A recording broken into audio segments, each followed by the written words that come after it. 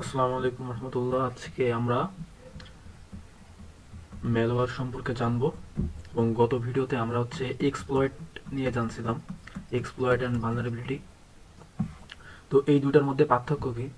Exploit হচ্ছে আপনার মূলত কোনো সিস্টেমে বা সফটওয়্যারে কোনো ত্রুটি আছে বা ভালনারেবিলিটি আছে, এটাকে কাজে লাগিয়ে যখন কোনো পেলোড সেখানে পুশ করার জন্য কোনো কোড লেখা হয়, সেটাকে বলা হয় এক্সপ্লয়েট। অর্থাৎ কোনো ভালনারেবিলিটিকে কাজে লাগানো হয়। এবং ম্যালওয়্যার কি? ম্যালওয়্যার হচ্ছে MAL, এটাতে হচ্ছে ম্যালিশিয়াস, এবং ওয়্যার এটা হচ্ছে সফটওয়্যার থেকে।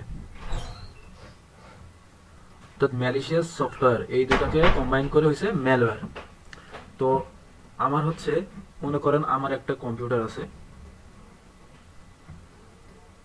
উইন্ডোজ 11। তো এটাই তো কোনো ভালনারেবিলিটি নাই, অ্যাভেলেবেল নাই।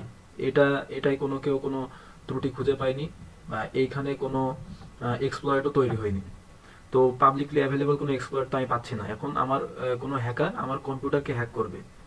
সে কি করে হ্যাক করবে? আমার কম্পিউটারে তো ধরেন কোনো ত্রুটি নাই। তো সে ইউজ করবে কি? ম্যালওয়্যার। সে ম্যালওয়্যার ইউজ করবে। সে কারোর বানানো বা নিজেই কোনো একটা ম্যালিশিয়াস সফটওয়্যার বানাতে পারে। এই সেই পিচ অফ সফটওয়্যার। ধরেন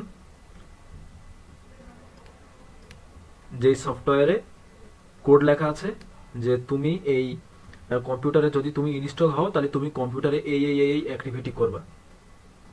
নর্মালি আমরা যেসব সফটওয়্যার ইউজ করি, ধরেন আমরা যেই এই যে এখানে অনেকগুলো সফটওয়্যারের নাম আপনারা দেখতে পাচ্ছেন। ধরেন ক্যালকুলেটর, এই যে আমরা এই সফটওয়্যারটা ইউজ করি, এটা কিন্তু একটা ভালো সফটওয়্যার। এই সফটওয়্যারের মাধ্যমে আমরা কি করছি? এই যে যোগ বিয়োগ গুণ ভাগ এগুলো করছি আমরা।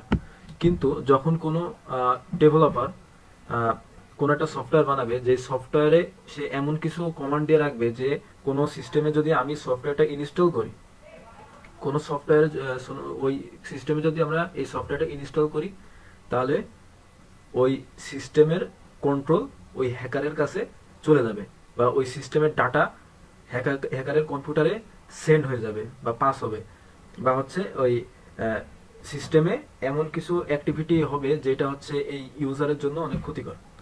তো নর্মালি হ্যাকিং হয় দুইভাবে। কোনো সিস্টেমে হ্যাক হয় দুইভাবে। এক ওই সিস্টেমে কোনো ভালনারেবিলিটি আছে এবং ওটার কোনো এক্সপ্লয়েট আছে এবং ওইটা দিয়ে আমি হ্যাক করছি। এবং দুই নম্বরটা এই কোনো ভালনারেবিলিটিকে আমি কাজে লাগাবো না, আমি জাস্ট ম্যালওয়্যার ইউজ করব। ঠিক আছে, এখন ম্যালওয়্যারটা কি করে ইউজ করে ভালনারেবিলিটি? আচ্ছা, আমরা আগের উদাহরণ দিয়ে বুঝাই। আগের উদাহরণে আমরা এক্সপ্লয়েটের যখন উদাহরণ দিয়েছিলাম, তখন কি বলছিলাম যে একটা বাড়ি আছে, বাড়ির মধ্যে আপনার শত্রু আছে, তো আপনি তার উপরে স্পাইগিরি করবেন। তো এর জন্য ধরেন আপনি একটা হ্যাকার, আপনি আপনার শত্রুর উপরে স্পাইগিরি করবেন। তা আপনি প্রথমে বাসার কোনো একটা ভালনারেবিলিটি খুঁজলেন, দেখলেন বাসার কোথায় খুদ আছে। তো আপনি প্রথমে দেখলেন যে বাসার নিচে একটা ফাঁকা জায়গা আছে, তো একটা ভালনারেবিলিটি পেয়ে গেলেন। এবার আপনি একটা পেলোড কিনলেন, সেই পেলোডটা একটা স্পাই ক্যামেরা, এবং ওই পেলোডটা ডেলিভার করার জন্য আপনি একটা এক্সপ্লয়েট বানাইলেন। সেটা কি? একটা রিমোট কন্ট্রোল গাড়ি। আপনি রিমোট কন্ট্রোল গাড়ি এনে ওইখানে পেলোডটা বসিয়ে ওইটা আপনি এই বাসার মধ্যে ডেলিভারি করলেন। অর্থাৎ এটা আপনার এই ভালনারেবিলিটির উপরে ডিপেন্ডেন্ট। এবং আপনি যখন দেখছেন যে ভালনারেবিলিটিটা আপনার এই বাসার নিচে না, এটা আপনার বাসার ছাদে, অর্থাৎ বাসার নিচে আমার পুরোপুরি ঠিক আছে, কিন্তু বাসার ছাদে একটা আপনি ত্রুটি পাইলেন, তখন আপনার এটার জন্য একটা আলাদা এক্সপ্লয়েট লিখতে হতো। তখন এটা আপনি হয়তো কোনো ড্রোনের মাধ্যমে করতেন, কিন্তু পেলোডটা আপনি সেম রাখতেন।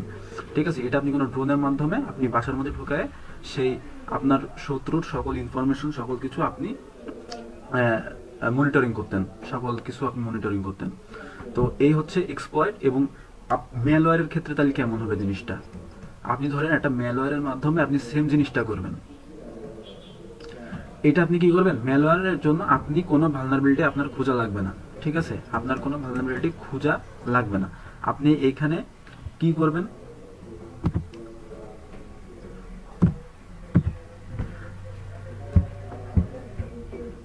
এখানে আপনি কি করবেন?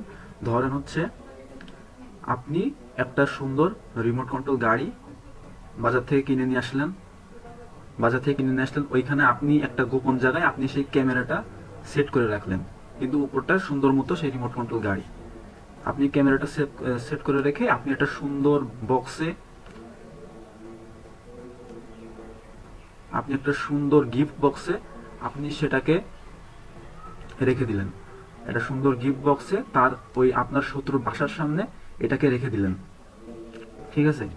এখন আপনার এই শত্রু যখন বাইরে যাবে তখন সে দেখলো যে একটা সুন্দর বক্সে একটা গিফট, হ্যাঁ, সে হয়তো মনে করলো যে এটা হয়তো আমার কোনো কাছের মানুষ আমাকে দিয়ে গেছে এই গিফটটা। তো সে সেটার উপরে একটা অ্যাট্রাকশন তার কাজ করলো এবং সে এইটাকে সে নিজেই বাসার ভিতরে নিয়ে গেল। বাসার ভিতরে নিয়ে যেয়ে সে এটাকে ওপেন করলো। ওপেন করে সে সুন্দর মতো এটাতে নাড়াচাড়া করলো এবং বাসার একটা জায়গায় সে গাড়িটাকে রেখে দিল। কিন্তু সে জানে না যে গাড়িতে যে স্পাই ক্যামেরা লাগানো আছে সেটা দিয়ে তাকে 24 ঘন্টা মনিটরিং করা হচ্ছে। তো এই হচ্ছে আপনার ম্যালওয়্যার এবং এক্সপ্লয়েটের মধ্যে পার্থক্য। ম্যালওয়্যারটা কি হয়? ম্যালওয়্যারটা হচ্ছে আপনার করা হয় মূলত ফিশিং বা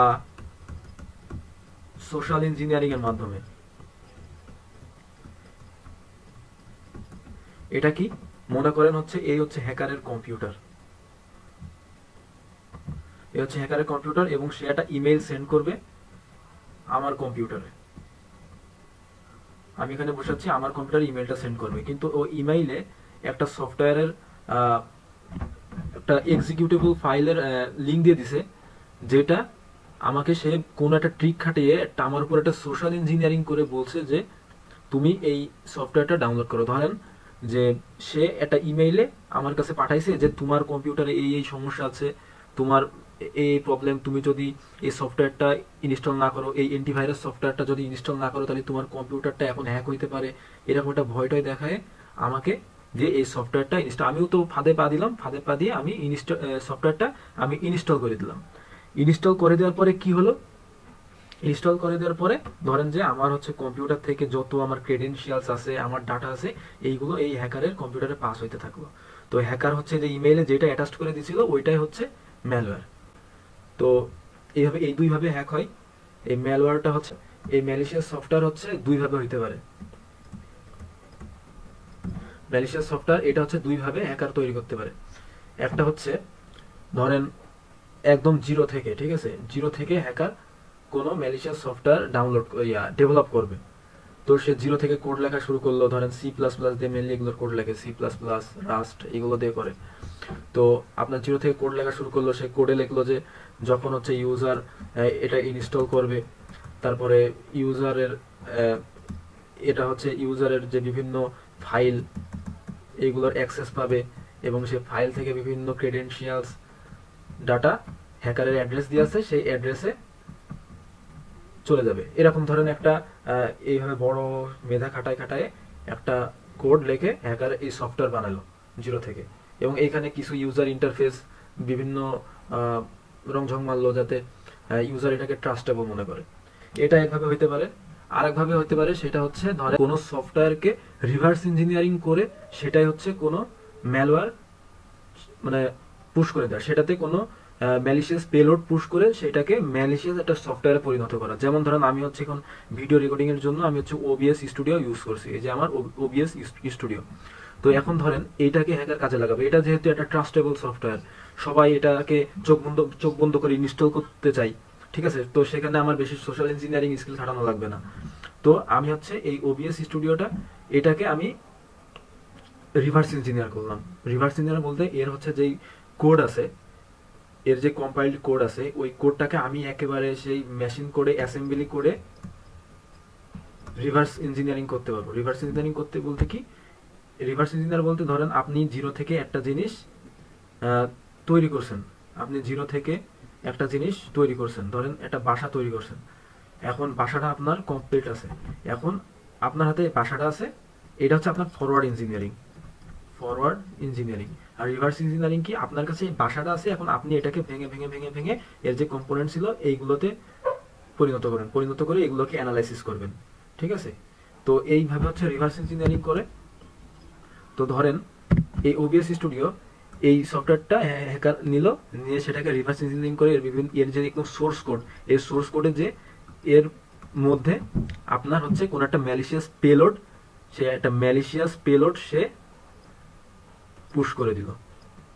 ঠিক আছে, ম্যালিশিয়াস পেলোড পুশ করে সে এটাকে একটি ম্যালিশিয়াস সফটওয়্যারে পরিণত করলো।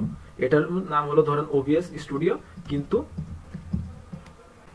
এটারও নাম দিল ওবিএস স্টুডিও, কিন্তু আসল যে ওবিএস স্টুডিও এটা ছিল ভালো, কিন্তু এটা হচ্ছে ম্যালিশিয়াস পেলোড ভরা, এবং এটা হচ্ছে আপনার দেখতে ট্রাস্টেবল, কিন্তু এটাও কিন্তু একটা ম্যালওয়্যার। এজন্য বলা হয় যে আপনারা কোনো আনট্রাস্টেবল সোর্স থেকে এই যে কোনো সফটওয়্যার ডাউনলোড করবে না, বা কোনো সফটওয়্যার ডাউনলোড করবে না। কারণ কি, যারা সফটওয়্যার ক্র্যাক করতে পারে, সফটওয়্যার ক্র্যাক করে কি করে, সফটওয়্যারে যে পেমেন্টের সিস্টেম থাকে ওইটার অপশনগুলো রিভার্স ইঞ্জিনিয়ারিং করে এই সোর্স কোড থেকে ওই অপশনগুলো বাদ দিয়ে দেয়। এখন সোর্স কোড থেকে যারা হচ্ছে এইসব অপশনগুলো বাদ দিয়ে দিতে পারে, তারা সেইখানে ম্যালিশিয়াস পেলোডও যুক্ত করতে পারে, এবং তারা যদি ম্যালিশিয়াস পেলোড যুক্ত করে তাদের সাইট থেকে হচ্ছে এই সফটওয়্যারগুলো আবার আপনাকে ডাউনলোড করতে বলে, তার মানে অবশ্যই সেই ম্যালিশিয়াস এইটা হচ্ছে একটা ম্যালিশিয়াস সফটওয়্যার, এবং এটা হচ্ছে আপনার সিস্টেমকে হার্ম করতে পারে, বা আপনার তথ্য, আপনার ডাটা আপনার সিস্টেম থেকে হ্যাকারের সিস্টেমে পাস করতে পারে। তো এই দুইভাবে হচ্ছে আপনার ম্যালওয়্যার মূলত হ্যাকাররা ইউজ করে থাকে। একটা হচ্ছে জিরো থেকে কোনো ম্যালিশিয়াস সফটওয়্যার, এটা হচ্ছে অনেক বড় বড় যেসব ম্যালওয়্যার আছে, একদম বিগ লেভেলের সব ম্যালওয়্যার আছে, এগুলো হচ্ছে এইভাবে তৈরি করে অনেক ট্যালেন্ট মানুষ, এবং এটাও করে আরেকভাবে করে। সেটা হচ্ছে মনে করেন যে আগে এক্সিস্টিং কোনো ম্যালওয়্যার আছে, ওইটাকে রিভার্স ইঞ্জিনিয়ারিং করে ওইটাকে আরো সফিস্টিকেটেড করার জন্য, মনে করেন আপনার আগে থেকে কোনো একটা ম্যালওয়্যার আছে, ওইটাকে রিভার্স ইঞ্জিনিয়ারিং করে আরো সফিস্টিকেটেড করে, আরো ভয়াবহভাবে ওইটাকে প্রস্তুত করে। তো এই কয়ভাবে হচ্ছে ম্যালওয়্যার প্রস্তুত করা হয়। ম্যালওয়্যার তৈরি করা হলো, এবং এই ম্যালওয়্যারটা এবার কি করা হবে, ইমেইলের মাধ্যমে আপনাকে দেওয়া হবে। আপনাকে যদি ওবিএস স্টুডিও আপনার মেইলের মাধ্যমে বা কোনো অ্যাডভার্টাইজের মাধ্যমে আপনার দ্বারা যদি ইনস্টল করানো, কিন্তু খুব সহজ, কারণ এটা হচ্ছে একটা ট্রাস্টেবল জিনিস, আপনি ইজিলি ইনস্টল করতে পারবেন। আর হচ্ছে যেগুলো হচ্ছে একদম জিরো থেকে যেসব ম্যালওয়্যার তৈরি করা হয়ে থাকে, এইগুলোর জন্য অনেক সোশ্যাল ইঞ্জিনিয়ারিং ট্রিক হ্যাকাররা খাটিয়ে আপনার সফটওয়্যার ইনস্টল করাবে। তো এইভাবে হচ্ছে আর কি ম্যালওয়্যার কাজ করে থাকে।